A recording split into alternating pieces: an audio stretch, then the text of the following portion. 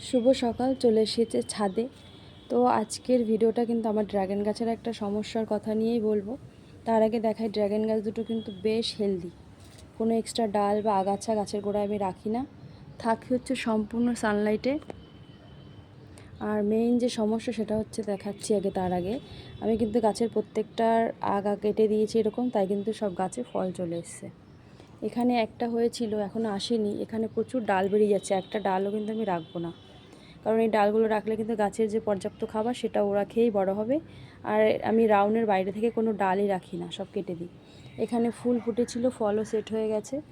আর এটাতে 10টার মতো ফুল হয়েছিল, তো 4টে ফুল নষ্ট হয়ে গেছে, ওখানটায় কালো কালো দেখাচ্ছে ওগুলো। তো সব ফুল যে ফুটবে এমন তো কোনো কথা নেই। এখানে ফল কিন্তু সেট হয়ে গেছে। আর এদিকে দেখো জোড়া ড্রাগন হয়েছে। যাই হোক, মেইন সমস্যা হচ্ছে এই যে ফুলটা, এটা ফুটেও ছিল, বুঝতে পারছো কিনা জানি না। আর এখানে পরাগও করে দিয়েছিলাম। তো গত পরশুদিন থেকে দেখলাম ফুলটা হলুদ হলুদ হয়ে গেছে। তো এখন দেখি পুরোটাই শুকিয়ে গেছে।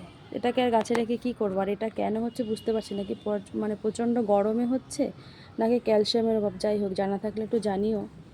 কিন্তু গাছ দুটো কিন্তু বেশ হেলদি, পর্যাপ্ত খাবারও দিই। তো এটা আর গাছে রেখে কী করবো? এটা এখন ফেলে দেবো।